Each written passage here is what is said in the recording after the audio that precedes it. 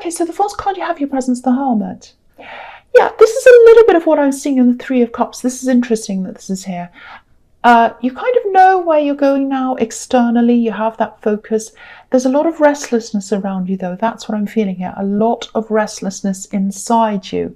Now, again, I think you might be trying to fix that by maybe thinking things like, oh, once I have this object, once I have this thing, once I've achieved this amount of success, once I have this, or once I'm in this place, or whatever it is, I'll feel much better.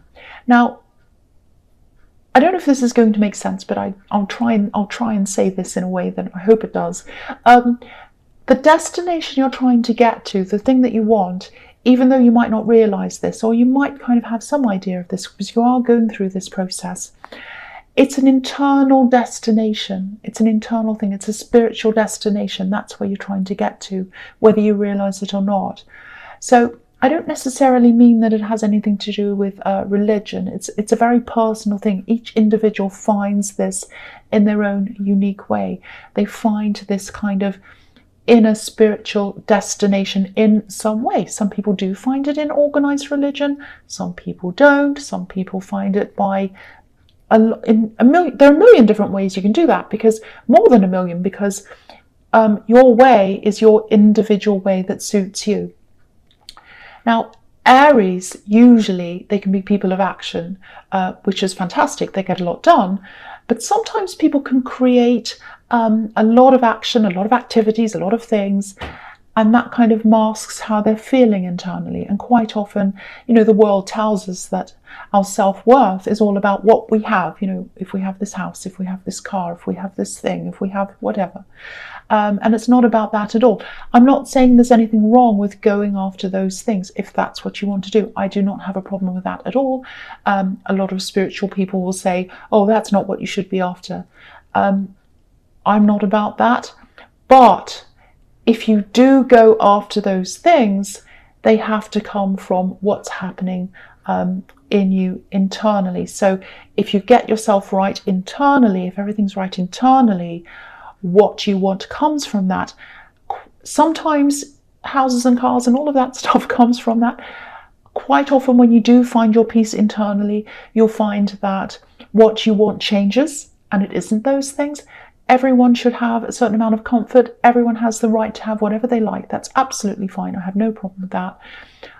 But I think sometimes when you do go into that spiritual find that spiritual place inside yourself, quite often the focus of what people want outside of that does change. Sometimes it doesn't. That's absolutely fine. Each person's different. But what this hermit is doing, he's getting that time to himself. He's probably meditating. He's thinking very carefully. He's concentrating on what's going on the inside. And I think a lot of people are probably look at this hermit and they'd laugh and say, oh, what's he doing? He's not doing anything. He's a bit useless. He's a silly old man with a long beard and he's just walking along by himself. What's he doing? I'm working, I'm achieving this, I'm doing that, I'm getting this. He's not doing any of that. What he's doing is really, really important. Very, very important, because what he achieves after he has that center of self is going to be a lot more meaningful to him internally. It's not going to be about, oh, I'm buying this house to show off to this person, or I'm getting this car to show off to this neighbor, or I'm doing this so that I look good to the outside world. No, he doesn't care about how he looks to the outside world. Look at him. He's in these big robes and a big beard and everything. He doesn't care what he looks like. He cares about himself internally, and everything he achieves externally is what he truly wants from his inner core. That's what I'm getting in that. I think that's the process you're going through.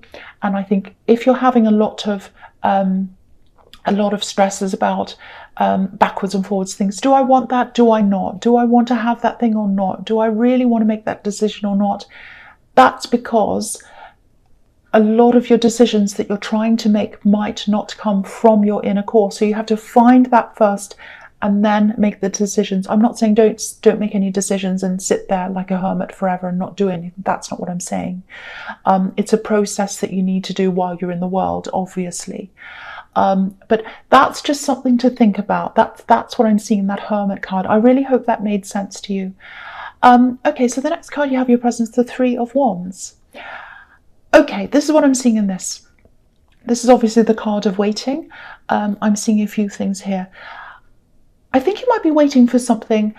You might not be taking it all that seriously. It might have something to do with what I'm seeing in the Hermit card. It might not be what you truly want. I think you've started to do research on whatever this is. And it feels a little bit half-hearted. It's like, I want this, but I don't know. You're having all of that. So again, firstly, go back to your center, go back to your core, meditate, to think about all of that. And then I think the right things will come to you. And the other thing to think about is if what this thing is, if it doesn't give you that fiery feeling that I was seeing in the Three of Cups, it might not be the right thing for you. So that's something you have to think about as well. Not always. I don't want to tell you what to do. We can lose our enthusiasm for a lot of different reasons, but have a think about that as well if that resonates with you. The other thing I'm seeing in this card is someone's absolutely, definitely thinking about you. They're thinking about you. They're hoping for you. It's very strange. They're in two minds as well. Yeah, I think they've been thinking about you for a while. I think at one time they might have felt as if they put a lot of work in to be able to see you or just to be around you. You're not around them now. You're not there now, but I think they're still thinking about you. They're thinking about you all the time, actually. And this isn't about whether this is right or wrong, but this is what they're thinking about you. This isn't what I'm thinking. This is what I think they're thinking about you. I think that they're thinking that they put more effort in, and they put a lot of effort in, and you just put a little bit of effort in, and they feel as if they put more in than you. That's what I'm seeing. I know I was a bit long-winded when I was explaining that. I'm trying to get my head around what I'm seeing and trying to put what I'm seeing into words. So the big word I'm getting here is accommodating. So it's like they're thinking something like, I was really accommodating. I did everything to accommodate this person, and they didn't appreciate it. They didn't do anything for me back. They didn't give me anything back. I'm really upset. I'm really hurt about that, but I still think about them. And that's what I'm getting. So now if I feel that way about someone, and I've been in that situation where I've given a lot to someone, I didn't get anything back, they treated me terribly, so I was like, well, I'm not going to do any more for them, I'm just going to move on, goodbye. They're not doing that. It's like they're not happy with you, but they're still not moving on. That's what I'm seeing. So they've still got this kind of thing going on in their head, this kind of, I feel this way, I still have a lot of feelings for them, but I'm still really annoyed with them, on the other hand. That's what I'm getting coming from them. Okay, so the last card you have your presence, the Eight of Cups. Okay, so yeah, this is exactly the same thing I'm seeing here. Sorry, I hope I didn't scratch the microphone. I just scratched myself. Sorry about that.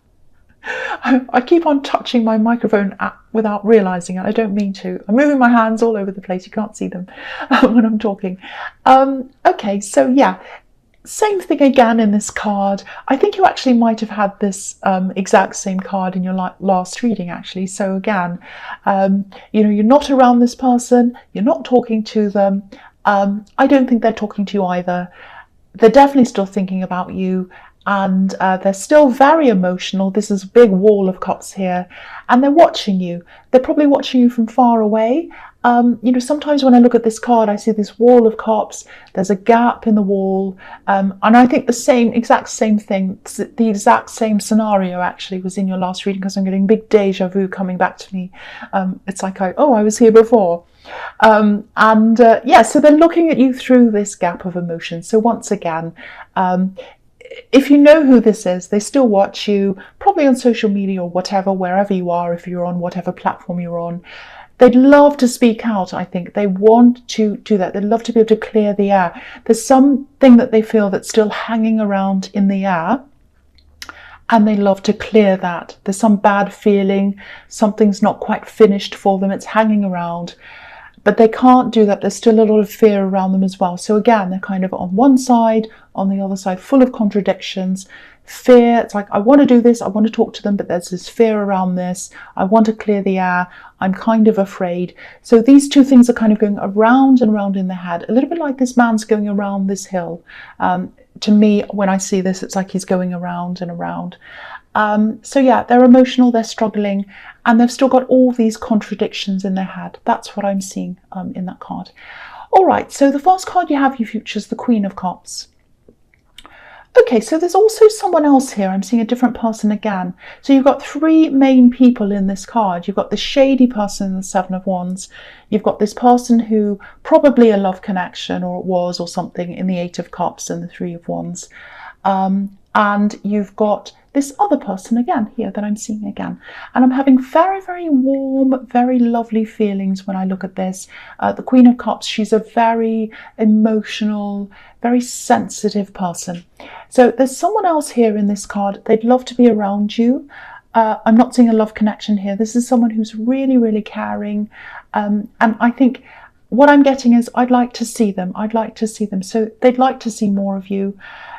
They have a few health problems around them, I think, but I don't think that's what's stopping them from being near you. And they're well loved. A lot of people love this person. Children love this person. Just look at this card. There are these two cherubs on the back of her throne. These two little children, they look like babies. They're absolutely gorgeous. And they're kind of looking over the back of her and they're watching her with all this love. It's like, oh, I'm sitting here, I'm kind of almost asleep, like little babies almost asleep, and have their eyes open and they're just looking at you. And it's like, oh, I love this person. I put all my trust in this person. And, you know, I just adore them. They're always there. When I see their face and I wake up, I smile. That's the kind, it's just two little tiny babies. They're so beautiful. And so maybe they have children. If they do, these children absolutely love them. But what I'm seeing is there's a little bit of discontent around them, and that's because they want to see more of you. I keep on getting this, I want to see you, I want to see you. I don't know if you're going to see them. If you're not, I would try to see them as soon as I possibly can. That might be happening, actually. I don't know. You might be visiting them. I don't know. I just saw that. You know, talk to them more often. I think you do talk to them, but you just talk to them a bit more often. See them a bit more often if you can. I can see that you're busy in this whole reading, but see them a bit more often than you can. Talk to them a lot. They just want to be around you. They just want to be around you. That's what I'm seeing. So the next card you have for your future is the Knight of Pentacles. Yeah, again, here's the shady person. This is what I'm seeing. Here's the shady person in the Seven of Wands. They're going to keep on contacting you. Sorry, I think I touched my microphone again then. I'm really sorry about that. I'm going to try and keep my hands away from it. Yeah, so they're going to keep on contacting you, or they're going to try to. I don't know. They're going to try to keep talking to you a little bit more. I think they still have, at this time, I think they still have this silly, misguided idea that you're not as intelligent as you actually are. What I'm seeing is, I actually think something's going to come out. It's going to be like, one word or something they say, and it's suddenly going to become really obvious that their intentions aren't great. And I think you knew this all along. That's what I was seeing in the Seven of Wands. I'm getting this, I'm getting this really embarrassing feeling. So it's like they're probably going to embarrass themselves. A word's going to come out, they're going to say something, and it's going to be very embarrassing. And then they're going to say, oh, this kind of exposes me. That's kind of the thing I'm seeing, because what's standing out to me in this card again is the yellow. It's an overwhelmingly yellow card, and yellow can represent intellect. So you're very intelligent and they don't see that once again. And also, if you look at this card, if you look at his helmet, there's growth coming out of his helmet. There's kind of a plant coming out of his helmet. So there's growth coming out of his brain. He's very fertile in his brain. He has a lot of thoughts. He's very smart.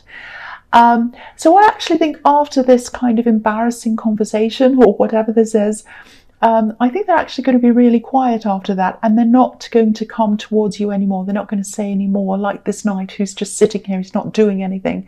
So I don't think you're going to get any more action, any more talk, anything else out of them after they have this embarrassing conversation, or they say whatever this is. That's what I'm saying, and I'm laughing because it's really, It's embarrassing.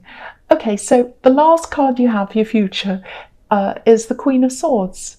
So yeah, again, this card can also be about being really intellectually sharp as well with this sword. She's a very, very smart woman. She doesn't take any nonsense. She knows what's coming up to her. It's like, I know what's going on. I know what's going on. I can tell whether you're naughty or nice, like Father Christmas. And I'm going to stand here with my sword and say, okay, I know what you're about. I decide whether I let you close to me or not. That's why I've got this sword. That's what she's like. She's very smart. She's also very emotionally sharp. So it's almost like you have this sixth sense. So again, like this queen, you can tell when someone's talking to you for the right reasons and when they're not. And that can be a double-edged sword. Sometimes, like this sword, sometimes it can be feel good to you. Sometimes it can make you feel a little bit alone. But I think generally you think you're better off knowing this about people than not. You like to kind of find out things about people. And again, I think after this conversation, this embarrassing conversation, or this word that they say, or whatever this is they say, I keep on seeing this word that they're saying. I don't know what it is. And it repeats itself. It's almost like it's really embarrassing. It's like, this is what I'm seeing. They say whatever this is. And then at that moment, it's like, oh, I've said that, I've exposed myself. Now they know what my intentions are. And it kind of echoes back to them. And like, uh-oh, it's like that. And then they're going to be very quiet after that. So yeah, I think there isn't going to be any need for you to say anything to them. So I think it's going to come out without you having to say anything.